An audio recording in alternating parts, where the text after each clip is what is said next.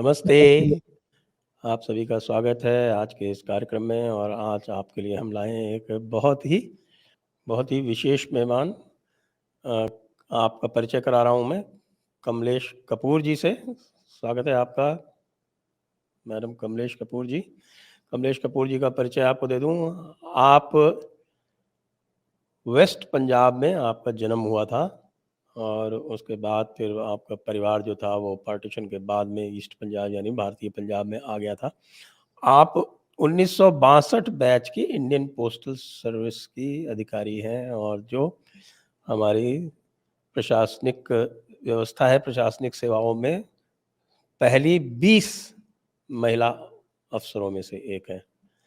और आपने 25 वर्ष तक टीचिंग का कार्य किया है, और इसके अतिरिक्त आप इंडिपेंडेंट रिसर्चर, हिस्टोरियन और एजुकेटर भी हैं। आपका बहुत बहुत स्वागत है कमलेश जी। नमस्ते जी। आपका प्रश्न क्या है? जी, आप मैं तो आपसे आज की आपकी जो पुस्तक है जो मेरे हाँ। पास है, इस पुस्तक का नाम है partition, Gandhi the legacy of M K Gandhi. Partition the yes. Legacy of M K Gandhi, ये पुस्तक है। अच्छा। और मैं इसी के एक फॉरवर्ड में आपने एक सेंटेंस जो है वो पूरा एक पैरा है, पैरा क्या, वो पैरा के अंत में है, वो गांधी के योगदान के बारे में है, लेगेसी ऑफ गांधी। और उसमें आपने कहा है कि his arrival in India marked the beginning of a long era of wrong decisions and faulty judgments. In this journey of 33 years, did he ever take a correct turn or try to recognize or rectify his mistakes? Evidence from this historical narrative reveals that he did not.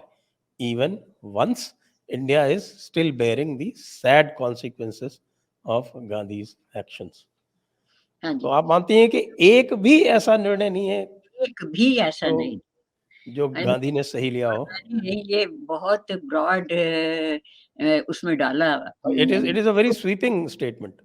It is, and I have proven it. It took me 750 pages and 20 years of research to find at least one good thing that he did for the country. And I made a survey also among जी, different groups, and nobody replied to me. And except one who said that he was truthful, and that is one thing he was not. He was never ever truthful where what he was going to do, or what his agenda was, and what his main strategy was. He never, it was all within him. On one moment, he's diverting the attention towards Muslim Hindu unity. The other moment, he's going towards non-violence. And both Hindu Muslim unity was an impossibility. He did not know or recognize. And on the other hand, non-violence is not a one-sided thing. So every time he quoted Himsa Parmo Dharma, that is incomplete. उसमें ये line भी है कि अगर धर्म के खिलाफ कोई बात करता है तो हमने हिंसा करनी है। सो या राज धर्म जो है वो हिंसा करनी। अब मैं बताती हूँ आपको उसकी थोड़ी सी बैकग्राउंड जो इस बात को अब 100 ईयर्स हो गए हैं और 75 ईयर्स से तो मुझे भी अच्छी तरह याद है। In fact more than that 80 years से अर्लीस्ट मेमोरीज कि क्या हो रहा है। तो जब ये साउथ अफ्रीका में थे तो वहाँ इन्होंने एक कोई स्टेटमेंट छोटी सी दे दी पोडियम के ऊपर मुसलमानों के बारे में।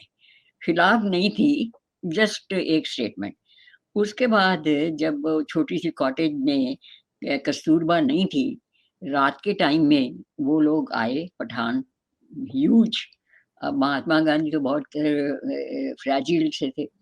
सो उन्होंने इसकी वो पिटाई करी कि वो बाल-बाल बचे। उसके बाद उन्होंने मुस्लिम के साथ ब्रदर के अलावा ये भाई जिन्ना, भाई लियाकत खां, भाई ये अली ब्रदर्स जो हैं, वो सब इनके भाई थे। अच्छा, तो उसके बाद ये एकदम से इनका बद वो फ़ियर जो है ना, अब जिस बात को मैं उजागर करना चाहती हूँ वो ये है कि वो फ़ियर ने उसको उस फ़ियर ने बुज़दिल बना दिया, और वो बुज़दिली जो है ना हिंदुओं में घुसेड़ दी। उस माइंडसेट को आज तक हम खत्म नहीं कर पाए।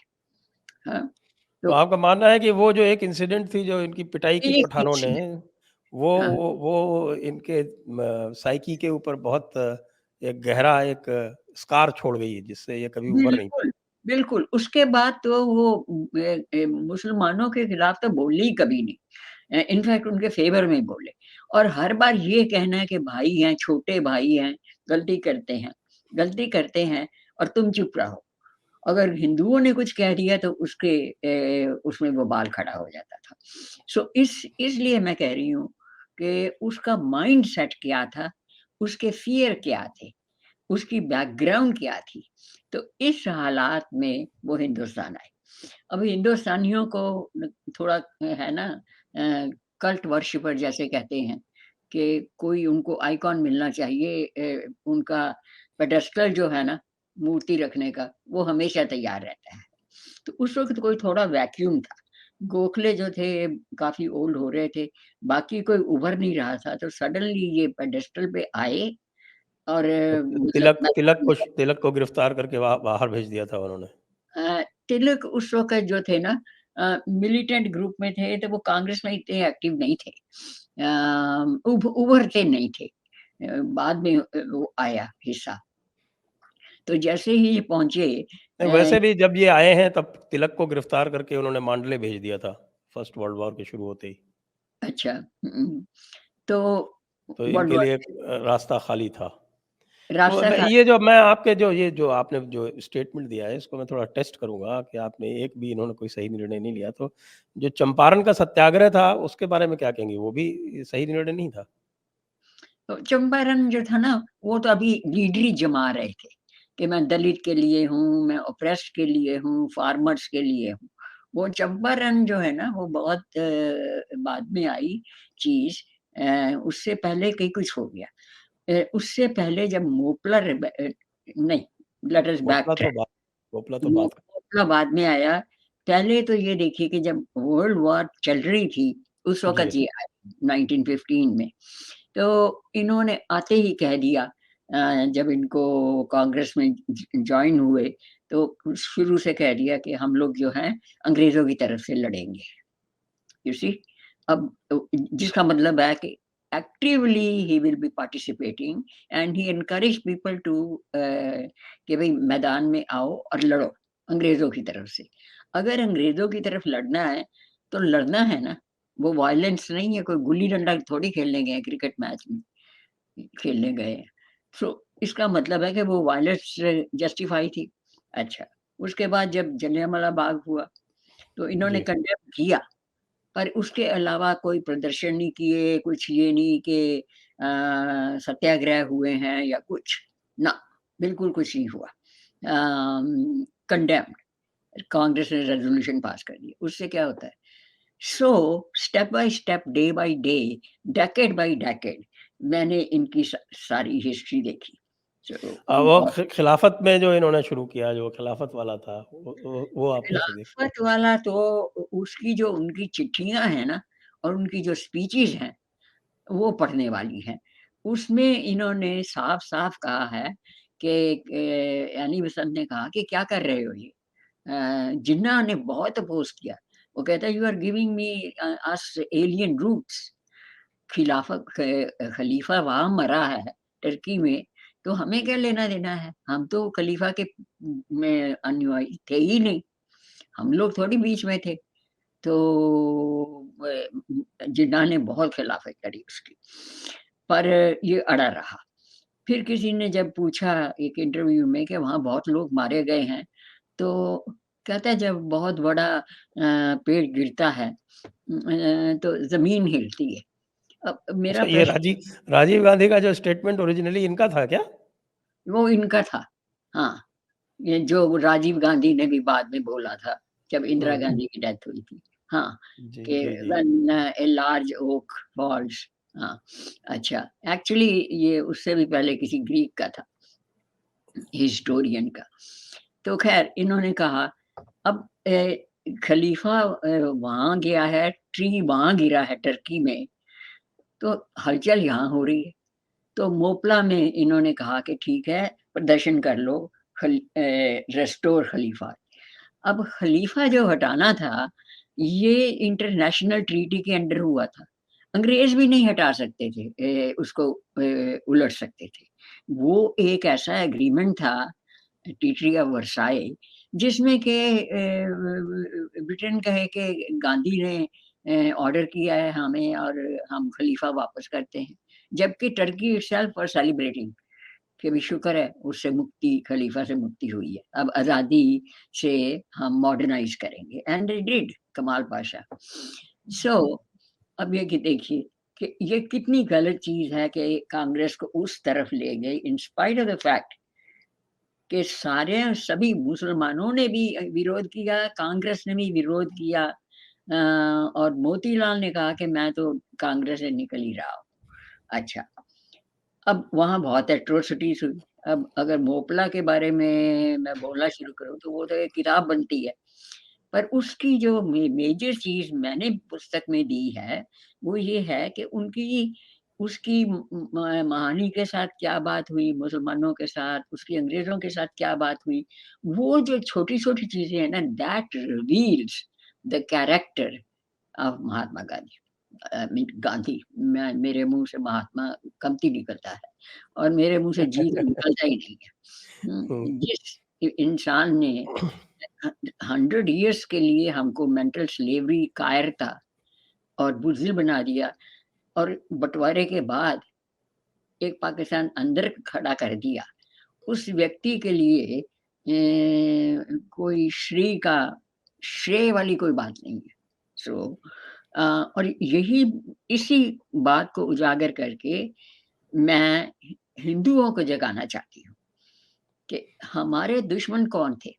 अब देखिए मोपला में इतने आदमी मारे गए, इसने नंबर नहीं दिया, he never visited and this is a pattern कि कहीं भी हिंदू मारे जा रहे हैं, वो कभी नहीं गया। पंजाब में इतने हिंदू सिख मारे गए, ये नहीं गया। हालाँकि लोगों ने कहा, नोआखली और डायरेक्ट एक्शन में नहीं गया। एक बार कोहाट तो गए थे शायद ये? हाँ, बाद में गया था जब सब शांत हो गया था और हुँ। सोहरावर्दी भाई ने इनको घुमाया था और कहाँ घुमाया था? यहाँ कुछ हुआ ही नहीं था। नहीं, नहीं, एक पेशावर के पास जो कोहाट है, वहाँ पे भी गए थे शायद ये? हाँ, कोहाट में बहुत पहले गए थे। वो अभी अलग बात है। 1925। हाँ, वो तो अभी वो इस सिलसिले में नहीं गए थे कि कोई वहाँ वायलेंस हो रही है। वो इस सिलसिले में गए थे कि नॉर्थ वेस्ट फ्रंटियर प्रोविंस को अंग्रेज़ पंजाब से सेपरेट कर रहे थे और उनका मुद्दा था कि अगर हमें छोड़ना पड़े तो जितने हिस्से मुसलमानों के हिस्से में आ सकते हैं, आ जाए। तो अफ़गानिस्तान के पास-पास जितने एरिया है। तो दैट वाज़ ए सेपरेट एक होता है ना एजेंडा, वो कई एजेंडे घूमते थे उनके दिमाग में। 20s का जो सारे 10 साल है ना, उसमें इन्होंने मैंने ऐसे डिवाइड किया है कि 20s के दशक में इन्होंने अपनी लीडरी जमाई। हुँ? और 30s की दशक में इन्होंने उस लीडरी की रक्षा करी कि मालवीय ना कुछ बोल दे। मैं एक इसमें फैक्ट जो आता है वो ये आता है कि इन्होंने खिलाफत कमेटी जो है वो एज एन इंडिविजुअल ज्वाइन की थी पहले, और खिलाफत कमेटी का 1 अगस्त 1920 को उनका जो नॉन कोऑपरेशन मूवमेंट था वो शुरू करवा दिया था, और उसके लिए कांग्रेस में उनको लाने के लिए इन्होंने बाकायदा कैंपेन की थी। थ्रू आउट जून, जुलाई, अगस्त ये बराबर कैंपेन कर रहे थे। सितंबर में कांग्रेस की बाद में 1920 में जब मीटिंग थी, तो अचानक जो उनकी जो मेंबरशिप थी वो लगभग 1,80,000 से बढ़ के और 20 लाख पहुंच गई, और जो ज़्यादातर लोग इसमें आए वो मुसलमान। मुसलमानों की एंट्री करवाई इन्होंने, और उनके माध्यम से इन्होंने, जब इनका सेशन होता है सितंबर में कलकत्ता में, तो वहाँ पे कैप्चर करके और वो नॉन कोऑपरेशन वाला रेजोल्यूशन पास करवाया। बिल्कुल, बिल्कुल, आपने बिल्कुल ठीक कहा। यही हुआ। अब अब इसको जजमेंट जो करनी है, वो तो आपके सुनने वालों के ऊपर है कि वो किस तरीके से इसको लेते हैं। पर मेरे हिसाब से एक ही तरीका है लेने का, फेस द फैक्ट। अगर फैक्ट को फेस नहीं करेंगे, वास्तविकता को जानने की कोशिश भी नहीं करनी और उसको अमेंड करने में भी की भी कोशिश नहीं करनी, तो उद्धार कैसे होगा? तो 2 ही तरीके हैं ना कि उसका विश्लेषण करो, व्हाट वेंट रॉन्ग? उसके बाद आप देखो कि अब हमको क्या करना है? अब यहाँ जो लैकेडेज़िकल है कि यहाँ मेरी इतनी अपोज़िशन हुई, लोगों ने जब मैंने लिखनी शुरू करी, उन्होंने हाथ जोड़ के कहा कि मिसेस कपूर ये बुक ना लिखना, हमारे तो हिंदुस्तान के 2 ही तो आइकॉन हैं, ताजमहल और गांधी। मैंने कहा अगर आपको इंडिया का दोनों इतना दोनों ही फेक आइकॉन है। मैंने कहा अगर आपको इंडिया के बारे में इतना ही पता है, तो आप मुझे रोक नहीं सकते, क्योंकि आप आप यूएस में बेस्ड हैं, तो यूएस में कहाँ बेस्ड है? यूएसए में हाँ, तो यहाँ मेरे सारे फ्रेंड जो है यूएसए ना, में यूएसए में कहाँ बेस्ड है? मैं वर्जीनिया में जी। हूँ। I am a retired person but I am a writer, actively participating in educational initiatives कि हिंदुस्तान का जो पोर्ट्रेयल है, वो करेक्ट हो। जी, सो जी। I am a kind of शायद एडमिनिस्ट्रेशन के टाइम की जो लेगेसी है कि फाइटिंग फाइटिंग स्पिरिट, हाँ, तो I am a fighter and I am fearless also in the sense कि मेरा कोई क्या बिगाड़ लेगा, हाँ। जी, जी, बिल्कुल, बिल्कुल, हाँ, बिल्कुल। सच्चाई सच्चाई सामने आनी चाहिए और मुझे इससे भी कोई मतलब नहीं कि कितने लोग ये बुक पढ़ेंगे।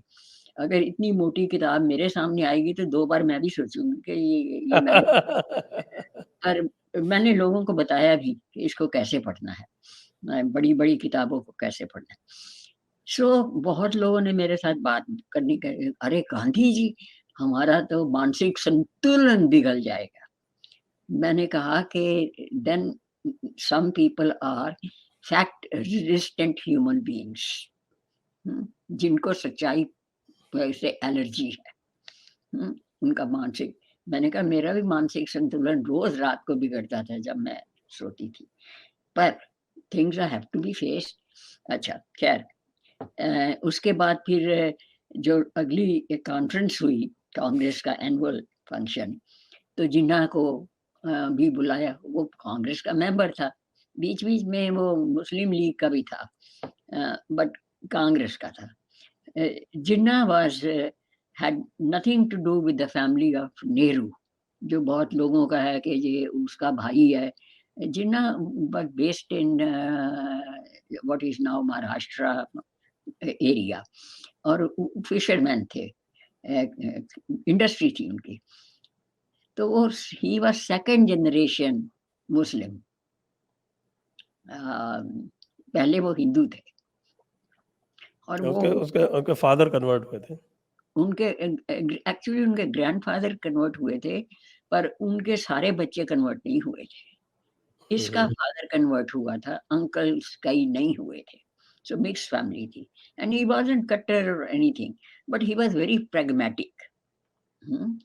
उसकी विज़न थी कि ग्रेटर इंडिया हो, चाहे किसी तरीके से मुक्त हो, मुक्त होना चाहिए। हैं, तो वो कहता है कि मोपला को फ्रीडम के साथ क्या मतलब है? We are fighting for freedom and self rule. अब उनमें से जो भी चीज़ मिल जाए, तो हम ले लेंगे। तो हम एडमिनिस्ट्रेशन अपना चलाएँगे। तो मोपला क्या? ख़ैर उसकी बहुत मुपला खिलाफत क्या आप कह रहे हैं? खिलाफत क्या? खिलाफत के खिलाफ समझिए, हुँ, खिलाफत के खिलाफ उसकी बहुत ज़्यादा मुखालफत हुई। एनी बेसेंट ने इतना ज़बरदस्त उसको डांट लगाई, और जिन्ना ने भी कहा कि who are you to give the Muslims as a community Arabian roots. हमारा वो खलीफा नहीं था। और जब अगली कॉन्फ्रेंस में जिन्ना गया तो स्टेज के ऊपर उसने कहा कि I want to draw the attention of the Congress members about some of the statements of mister Gandhi. ओहो, वहां वो बवाल हुआ कि भाई इसको महात्मा क्यों नहीं कहा। हाँ जी, महात्मा भी बैठा हुआ था। तो जिन्ना को ऑलमोस्ट हाथ पकड़ के स्टेज से उन्होंने बाहर फेंका। ये इसलिए इम्पोर्टेंट है कि जिन्ना को इन्होंने कैसे एलियनेट कर लिया। He would have been a great prime minister, a unifier, and he did not even believe that there is a something going. तो इन्होंने जो दरार डालनी शुरू की ना, उसी का उसने अंग्रेजों ने उसको पट्टी पढ़ाई कि भाई तुम अलग से भाग। उनकी मंशा ही यही थी कि ये एरिया जो स्ट्रेटेजिक है, इसको ज़रूर किसी तरीके से अंग्रेजों ने अपने हिसाब से रखना है, तो रखा। सो उसको 1930 के बाद जिन्ना ने कहा कि ये सब बेवकूफ लोग हैं, इनसे ना कुछ होना है ना कुछ। अच्छा, अब वायलेंस की बात है कि स्वामी श्रद्धानंद जो थे उनको मार दिया गया। तो जिस आदमी ने मारा उसको वो कह रहे हैं ये मेरा भाई है, इस उनको शुद्धिकरण नहीं करनी चाहिए थी, दूसरे के धर्म की रिस्पेक्ट करनी चाहिए। हमारे धर्म की कौन रिस्पेक्ट कर रहा है? आप भी नहीं कर रहे। जो बोल रहा है इंसान वो खुद ही नहीं कर रहा। और फिर उसके बाद रामनवमी का प्रोसेशन निकला, तो लोगों ने कहा कि आप भी कुछ बोलिए। वो मैंने स्पीच बीच में दी है बुक में जी। कि भाई वो कहते हैं कि मैं राम को भगवान मानता ही नहीं हूँ, वो तो इंसान भी नहीं थे। बाली को उन्होंने छुप के मारा, वायलेंस करी, लंका जला दी। ये कोई, मैं तो अहिंसावादी हूँ, मेरे हिसाब से वो अच्छा काम नहीं था। अब देखिए उस ये स्टेटमेंटों को इनको लिंक करना चाहिए ताकि वो पैटर्न बने। आज भी जो हिंदुओं को चुप करके बैठ जा, सेकुलर बनो, टॉलरेंट सीखो, आज भी उनको दबाया जा रहा है। सो 20 बरस की रिसर्च के बाद मैंने यही प्रूव करना था कि हमको ऐसे बनाया किसने। आफ्टर ऑल गुरु गोविंद सिंह जी की औलाद, तो हम ऐसे मार खा रहे हैं। और भगवान कृष्ण की गीता पढ़ के फेंक दी है। उन्होंने ये कहा कि अर्जुन तुम वापस चला जाओ, अपना खेलो, मस्ती करो। उन्होंने कहा लड़ो धर्म के लिए। इस अभी तक फ्रीडम की कोई बात नहीं हुई। सो मैं यही साबित करना चाहती हूँ कि ही वाज नॉट, जैसे कहते हैं ना, उस मार्ग पे अग्रसर ही नहीं थे कि अब थोड़ा आपको और आगे लेके चलते हैं कि हाँ, जब 1900 मोतीलाल नेहरू जब वापस आ गए, अपनी स्वराज पार्टी को मर्ज कर दिया लाके कांग्रेस में, 1928 में उनको बनाया गया प्रेसिडेंट, और फिर 1929 में बना दिया नेहरू को, और नेहरू को नहीं बनाया। उन्होंने जवाहरलाल को, पहले मोतीलाल को बनाया 1928 में, 1929 में जवाहरलाल को बना दिया। जवाहरलाल को नहीं बनाया था, उसको उपाध्यक्ष कहा था, ये मिथिकल है। इनफैक्ट मोतीलाल ने कहा कि अब मेरे बाद जवाहरलाल को बनाओ, तो गांधी ने कहा मैं तुमको वादा करता हूँ जब ये परिपक्व हो जाएगा, मैच्योर हो जाएगा एज ए लीडर, तो मैं इसको बना दूंगा। ये प्रॉमिस था, बनाया नहीं है। That is why there is a lot of mythical notions. इसको नहीं बनाया था। तो उसने कहा कुछ उपाध्यक्ष ही बना दो, कुछ तो बना दो, ताकि वो लीडरों में आ जाए। तो ऐसा हुआ था। अब जब भगत सिंह आपका आके, जो रिकॉर्ड तो यही कहता है कि 1929 में जवाहरलाल, 1929 1930 दोनों में जवाहरलाल नेहरू थे, तो और आई 1928 में मोतीलाल नेहरू थे। मेरे हिसाब से वो नहीं दिस थे। इज मेरे सामने जो लिखा हुआ है, मैंने पढ़ा इंडियन नेशनल कांग्रेस के मेरे पास ये सामने पड़ा हुआ है, सामने बता रहा है तो मैं डबल चेक कर लूँगी। है जी। सो तो उन्होंने मैंने जब वो पूर्ण स्वराज का रेजोल्यूशन लिया, तो उस पूर्ण स्वराज के रेजोल्यूशन को बाद में गांधी ने वापस कैसे करवाया, ये इसके बारे में आप क्या कहना चाहेंगे? नहीं, नहीं, पूर्ण स्वराज की तो बात ही नहीं हुई थी। नहीं, बात हुई मैं थी गांधी और सुभाष ने पूर्ण यूनियन स्वराज का टेरिटरी रेज़ोल्यूशन पास करवाया था। पास करवाया था। नेहरू ने, जवाहरलाल नेहरू और सुभाष ने पूर्ण स्वराज का रेज़ोल्यूशन पास करवाया था, जो बाद में गांधी ने उस पे रिट्रैक्ट किया और वो अपना चालू कर दिया 1930 में, क्या बोलते हैं उसको, राउंड अ, टेबल कॉन्फ्रेंस। नहीं, सिविल डिसोबीडियंस मूवमेंट। तो सिविल डिसोबीडियंस मूवमेंट के पीछे क्या कारण था? किस चीज़ के पीछे क्या कारण है? सिविल डिसोबीडियंस मूवमेंट जो 1930 में, तो सॉल्ट सत्याग्रह इसलिए जिसको बोल बोलते रहा हैं, हूँ, नमक सॉल्ट सत्याग्रह। सत्याग्रह जो था मैंने कहा ना वो हिस्सा जो सारा लीडरी जमा रहे थे।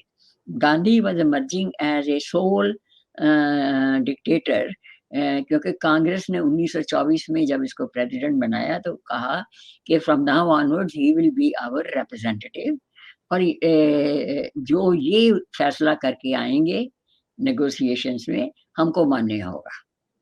तो ये 1924 के बाद इनका बिल्कुल बदल गया।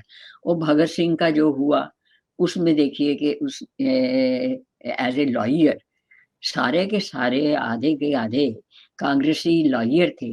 किसी एक ने बचाने की कोशिश की, किसी ने नहीं करी। तो वकील क्या बने हुए हो। और जब उसकी फांसी होनी थी, अगले दिन सवेरे 8 बजे होनी थी। गांधी ने उसको रात को करवाई, जबकि कभी किसी की एग्ज़ीक्यूशन रात को नहीं करते, ये वैसे ही नियम है, सूर्य अस्त के बाद नहीं करते। इसने इसलिए करवाई कि हमारा जो कांग्रेस का रेज़ोल्यूशन है कुछ फांसी के बाद हलचल हुई, तो हमारे ऊपर कांग्रेस का निर्विघ्न हो जाए। अब ये देखिए कि इससे घिनौनी बात क्या हो सकती है।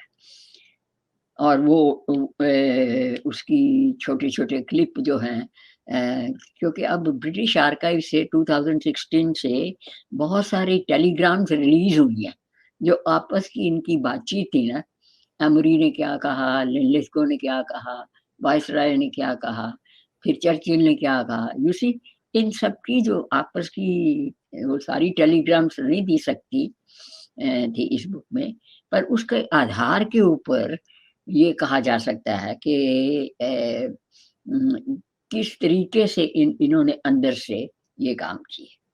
और वायसराय ने कहा कि अगर गांधी कहता तो हम इन लोगों को माफ कर देते। गांधी ने कहा ही नहीं। इनफैक्ट उसने जल्दी करवा दिया। और जब आज़ाद की हुई तो आज़ाद नेहरू के पास गया इलाहाबाद में, तो एक पब्लिक बेंच पे बैठे हुए आज़ाद ने कहा कि मुझे बचा लो, हमारा बहुत काम बाकी पड़ा है। तो नेहरू ने कहा कि मैं गांधी जी से बात करता हूँ। तो गांधी ने कहा कि पुलिस को बुलाओ। अब देखिए, वो बैठा है कि शायद ये दोनों मुझे बचाएँगे, पुलिस ने उसको घेरा डाल दिया और उसकी ये इस किस्म की छोटी-छोटी बातें शो करती हैं कि जो असली देशभक्त थे, जिन्होंने अपनी कुर्बानियाँ दी, हाँ? तो अभी तक 10 साल में मैंने फ्रीडम की बात नहीं सुनी, एक्सेप्ट कि राउंड टेबल के अंदर गया वाइसरॉय ने उनको और कमीशन ने राउंड टेबल के ऊपर वो प्रस्ताव दिया कि डोमिनियन स्टेटस ले लो, जैसे ऑस्ट्रेलिया और कनाडा को मिला है, तो क्वीन रहेगी, तो राज तुम करोगे self rule. And this was the initial demand of Motilal everybody. अब ये जो था ये अंदर गए गांधी और जाके वापस आ गए, जल्दी ही वापस आ गए और नारा लगाया पूर्ण Swaraj. Nobody is ready for पूर्ण स्वराज। अगर मिल जाए तुमको तो क्या करोगे? 40 साल बाद मिला, 30 साल बाद, तो भी क्या खच मारी। हुँ? ट्रांसफर ऑफ पावर में।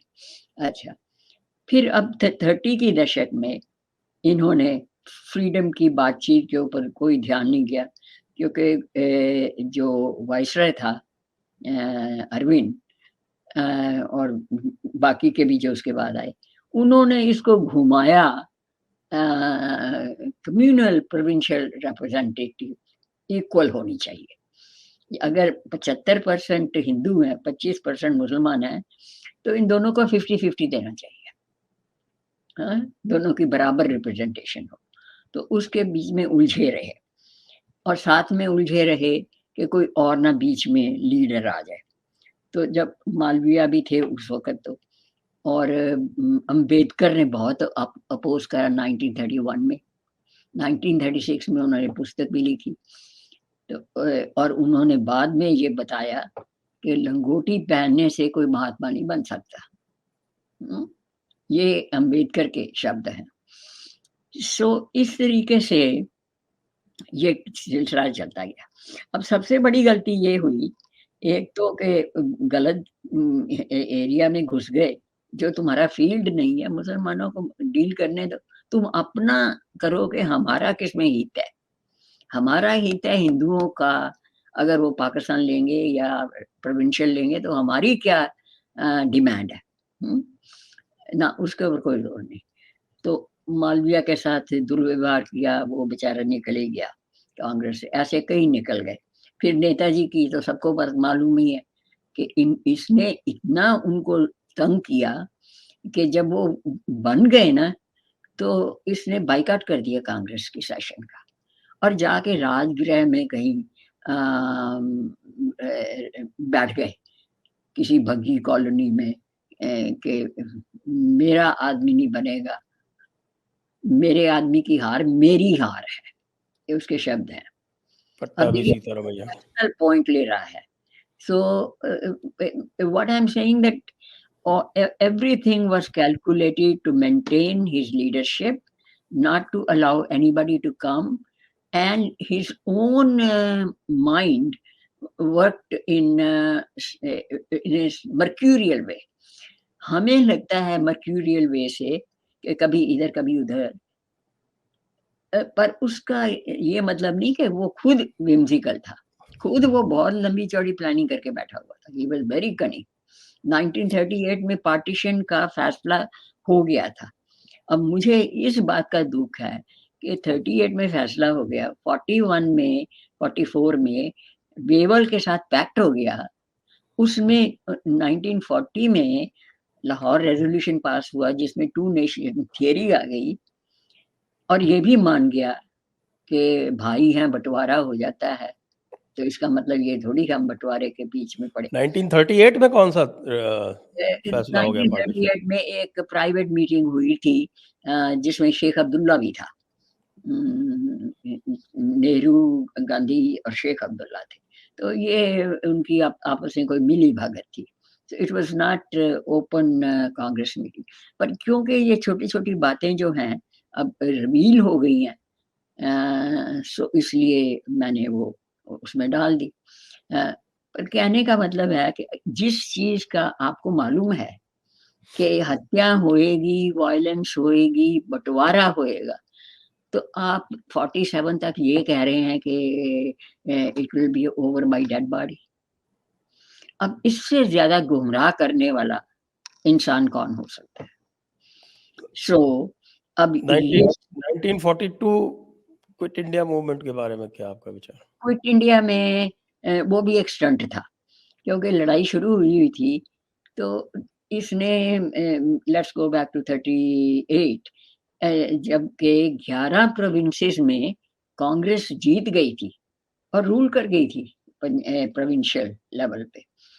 तो इन्होंने कहा कि गांधी ने कहा कि अंग्रेजों ने लड़ाई शुरू कर दी है, हम उनके साथ कोऑपरेट नहीं करें, एवरीबॉडी शुड रिजाइन। कितना अच्छा मौका था। 1939 में हुआ था वो। हाँ, 39 में। तो वो देखिए कितना गलत स्टेप था। उस बीच में इन्होंने अपनी जिन्ना बहुत खुश हुआ कि ये तो अपने आप ही रास्ते से निकल गए हैं। उसने अपने मतलब के गवर्नर डाले, अपने मतलब की सब हाई ऑफिसेस दिए मुसलमानों को। यू सी, उसने तो डिलीवरेंस डे मनाया था। हाँ, उसने तो कंसोलिडेट किया, और हमने अपने हाथों से एडमिनिस्ट्रेटिव एक्सपीरियंस लेने का, ग्राउंड लेवल कैसे रूल किया जाता है, वो अपॉर्चुनिटी खत्म करी, ये मिस्ड अपॉर्चुनिटी। हाँ? और नेताजी को बाहर निकालना, वो ब्लंडर था, और दुराग्रह। वो कहते हैं ना सत्याग्रह, मैं कहती हूँ दुराग्रह। गलत चीज के ऊपर आप आग्रह कर रहे हैं और लोगों को भड़का रहे हो और गुमराह कर रहे हो। सो इस तरीके से ये सिलसिला चलता रहा। सो क्विट इंडिया मूवमेंट शुरू करी because he was becoming irrelevant. In the 40 की दशक में Gandhi was absolutely non entity, क्योंकि अंग्रेजों ने कहा कि ये एक उधर कुछ कह रहा है, फिर आके लिलितको को कहता है कि नहीं, मैं तो चाहता हूं कि हम कोऑपरेट करें आपके साथ लड़ाई में। नेहरू नहीं मानता। अरे, नेहरू नहीं मानता तो तुम क्या कहने जा रहे हो? तो उससे पहले कहता है कि एक मीटिंग में कि जी वायलेंस बंद हो, चाहे सारा इंग्लैंड रुइन हो जाए, वो शहीदों की मौत मरेंगे, खुशी खुशी मरेंगे। तो वो कहते कि ये तो पागल हो गया, इजी सीनाइल, और ये वायसराय के ही इज इनसेन और सीनाइल, उसने ये शब्द यूज करे। तो मेरा कहने का मतलब है कि ये ऐसी ऊटपटांग। सो अंग्रेजों ने कहा कि अब इसके साथ कोई लेना देना नहीं। जितनी नेगोशिएशन इनके बाद हुई बेबल के बाद के साथ, वो सारी उसमें नेहरू था, जिन्ना और नेहरू था। सो 1942 में जब जिन्ना फोर फ्रंट में आ गया, मुस्लिम लीग पैरेलल आ गई इनके, और उन्होंने डिक्लेयर भी कर दिया, तो वॉर चल रही है, in the middle of the war इसने क्विट इंडिया मूवमेंट शुरू कर। अब इससे ज्यादा पागलपन की कोई हद नहीं हो सकती। This is something. और हजारों लोग जो हैं बेचारों कैद हो गए, लीडर भी कुछ कैद। लोगों का कहना है कि क्विट इंडिया मूवमेंट इसलिए शुरू किया गया क्योंकि गांधी को लगा कि अंग्रेज हार जाएंगे, तो इसलिए ये अच्छा टाइम है अंग्रेजों को अपोज करने ना, that is not the, he was feeling irrelevant. तो और देखिए उसने क्या कहा, उसके वर्ड थे कि whatever you method we use, quit quit India and do or die. Yeah, these are the words. He said, do or die. ये तो वायलेंस है, डाई। तो, हाँ, do or die. Do what and die how? अच्छा, अब ये violence Bengal, Bihar और UP में फैली, बहुत सारे रेलवे स्टेशन जलाए गए, ट्रेनें। अब वो बेचारे लोगों के ऊपर लाठीचार्ज हो गया। और एक बात मैं कहना भूल गई हूँ, वो बड़ी इंपॉर्टेंट है। जो गांधी फिल्म बनी थी ना, जी हाँ। उसमें ये गलती थी कि लाठीचार्ज में गांधी था। पहले दिन जो शॉट बनाने गए थे ना, कोई लाठीचार्ज नहीं था। वो चुपचाप गए थे, थोड़ा सा नमक बनाया, आ गए। लाठीचार्ज तब हुआ था जब अगले दिन इन्होंने 2 दिन बाद सोचा था कि सॉल्ट फैक्ट्री के ऊपर हल्ला बोलेंगे धरा में। तो उस वक़्त इसको 12 बजे कैद कर लिया, ताकि जी, तो ये अब थोड़ा आगे और चलें तो 46-47 जो पार्टीशन है वो तो इनकी बेवकूफ़ियों का ही नतीजा दिखता है। तो जब पार्टीशन हो रहा था तो उस वक्त गांधी ने जो ये कहा था कि ओवर माय डेड बॉडी, उसका क्या हुआ? कुछ भी नहीं हुआ। अंदर से उसने राजगोपालाचारी को कह दिया कि मैंने तो मौन व्रत रखा हुआ है, आई एम फास्टिंग, अनशन किया हुआ है। तुम कागज के ऊपर लिख दिया कि तुम जाके कह दो कि हमें पार्टीशन मंजूर है। So this is how he was working. अच्छा, और फिर उसके बाद जब जितनी भी नेगोशिएशंस हुई, कैबिनेट मिशन आया या कोई भी आया, वो सभी के सभी में क्रिप्स की आई कैबिनेट मिशन, उस सब में ये नहीं था। He was, they said that only Nehru will come. और नेहरू बच्चा था, वो जो वो कहते हैं वो कहता है, हाँ करता है। So it was basically decision, dialogue, negotiation Jinnah और अंग्रेजों में थी, और ये बाई स्टैंडर्ड थे। अब ये सारी चीजें जो हैं, ये क्या है, ब्लंडर्स हैं, मिस्ड अपॉर्चुनिटीज हैं, डिलिबरेट या पागलपन है, इमेच्योरिटी है, कोई भी नाम दे दीजिए, पर फ्रीडम फाइटर्स ये नहीं थे, क्योंकि इन्होंने किसी ने भी लाठी नहीं मारी। गांधी को एक लाठी पड़ती तो वो तो खत्म ही हो जाता, गांधी को लाठी पड़ी नहीं। चर्चिल ने कहा था कि अगर इसको कुछ हो गया ना तो बड़ा इंटरनेशनल बवाल बन जाएगा, इस नेकिड फकीर को कुछ ना कहना, चुप करके इसको जेल में डाल देना। तो वैसे ही उनका काम करता था, तो क्या दिक्कत थी?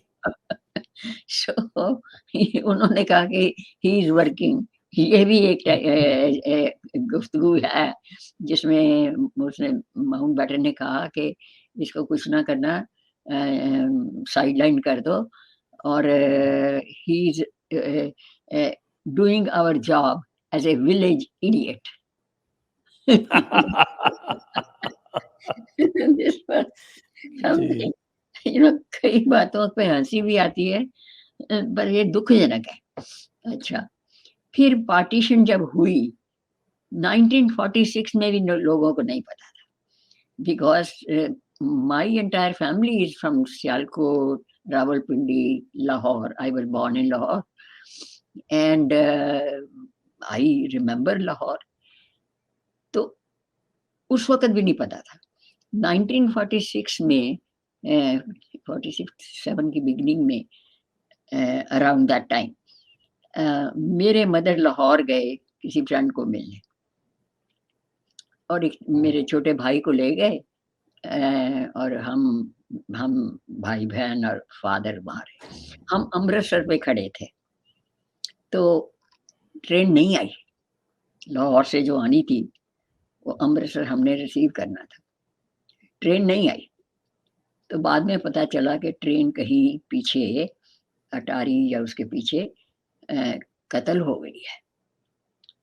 ये कत्ल किसी ने कहा नहीं है, वहां रुकी हुई है। हम लोग वापस चले गए घर, पर वो रात बहुत मुश्किल निकली।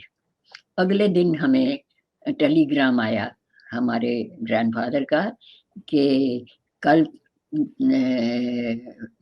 तुम्हारी माँ नहीं चढ़ सकी गाड़ी में क्योंकि घोड़ा बीमार था, तो बग्गी जा नहीं सकी, और जब तक वो घोड़ा पहुंचा वहां बग्गी, तो गेट बंद हो गया था, तो गाड़ी निकल गई। तो ऐसे हम लोग बचे। उस वक्त कितनी दुर्घटना हो सकती है। So I am eye witness to all of those, and I am victim also. पर मेरा ये कहने का मतलब नहीं है कि I am talking as a victim. I am talking that victimhood of Hindus should stop. वो तभी स्टॉप होगी जो कोई मेरे जैसा व्यक्ति बोलेगा कि आई एम नॉट अफ्रेड, मेरा क्या कर लोगे, राइट?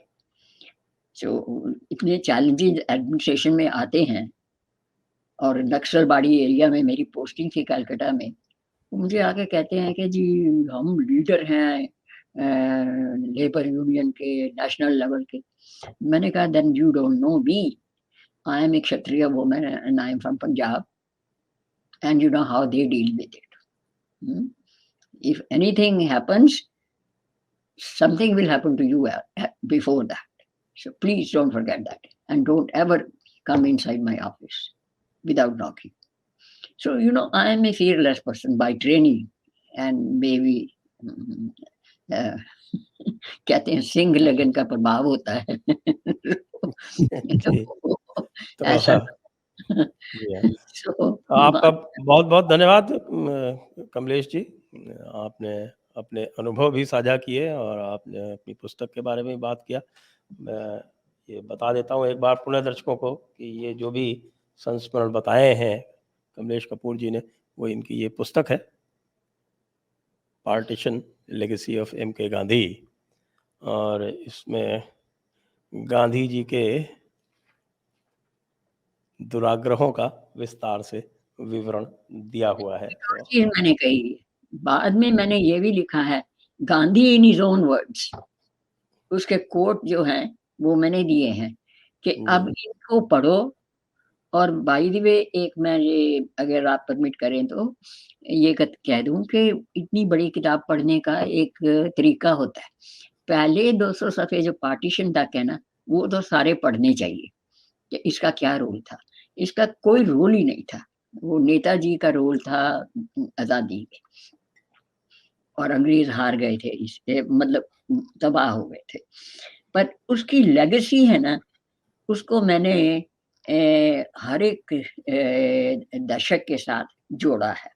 अगर करप्शन चल रही है तो गांधी ने शुरू की थी, उसने बिरला के लिए वॉर के लिए मटेरियल रिकमेंड किया था, उसने कंबल भेजे थे रेफ्यूजियों के लिए।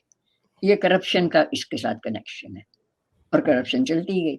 जब ऊपर से आशीर्वाद मिल जाएगा तो नींव तो डली गई फिर। अच्छा, ये जो आपस में सोशल और कम्युनल डिसहार्मनी है, उसका तो मेन कॉज ही गांधी है। तो नेहरू ने देखा कि ये तो बड़ा अच्छा हुआ। और एक बात मैं ये आपको कहूँ कि अगर गांधी को 3 दिन बाद मारा जाता ना, तो हैदराबाद हमारे हाथ से निकल गया था। वो क्यों? वो इसलिए कि 29 को इसने आपस में जो रजाकारों से मिल रहा था कि हैदराबाद को हम इंडिपेंडेंट रहने देंगे एज किंगडम, मर्जर नहीं करेंगे, क्योंकि निजाम अड़ा हुआ था कि मैं नहीं। तो रजाकारों के साथ गांधी का पैरेलल वार्तालाप चल रहा था। इधर इंडियन गवर्नमेंट है अंडर नेहरू, इधर ये भाईजान बैठे हुए हैं अपनी प्लॉट बनाने में। सो जिस बात का गॉडसे को पता लग गया, उसने कहा अगर हैदराबाद हो गया, हिंदुस्तान 2 हिस्सों में, हैदराबाद उसका बहुत बड़ा सेंट्रल एरिया था, उसमें 4 स्टेटें आ गई थी। तो India will be divided like a corridor north and A corridor south, क्या बनेगा? अच्छा, और उसने कहा था कि 3 फरवरी को रजाकारों को उसने कहा कि मैं फैसला दूंगा। सो 30th के बाद अगर वो जिंदा रहता तो हैदराबाद गया था। और अगर उसको 31 जनवरी 31 दिसंबर तक मार देते ना, तो कश्मीर हमारा था। Yes, that window. और जितने अनशन किए हैं उसने अपने प्राइवेटली किए हैं, किसी से मिलना जुलना नहीं। अब हमको क्या मालूम कि फास्टिंग चल रही है कि पार्टी चल रही, राइट। एक अनशन सिर्फ उसने पब्लिक व्यू में किया है, दैट वाज द लास्ट अनशन ऑन 10th एंड 11th। तो उसकी हिम्मत पस्त हो गई थी जब उन्होंने हाथ जोड़ के कहा कि ठीक है, कश्मीर को पैसे पाकिस्तान को दे देते हैं तुम। So basically you link it with the terrorism today, social disharmony, communal disharmony, divide and rule, regional frictions, mismanagement, सबकी, किसी को एडमिनिस्ट्रेटिव एक्सपीरियंस ही नहीं था। सबके सब अब आप लोगों ने, हम लोगों ने 2-2 साल कम से कम ट्रेनिंग ली है, हज़ारों बुक्स पढ़ी एडमिनिस्ट्रेशन के ऊपर। तो राज करना किसी गधे को बैठा दो। एक बंगाली में कहावत है, गाधेर ऊपर गाधर, तार ऊपरे अमी, आमर ऊपरे नेशन। क्या हुआ कि गधे के ऊपर गधा बैठा हुआ है और उसके ऊपर मैं बैठा हुआ हूँ, और मेरे ऊपर सारी नेशन है, नेशन का भविष्य है। तो आइए अब इस चर्चा को यहीं पर विराम देते हैं। आपका मैं बहुत-बहुत धन्यवाद। दर्शकों का भी बहुत-बहुत धन्यवाद। जय हिंद। वंदे जय मातरम। Vande Mataram. Thank you.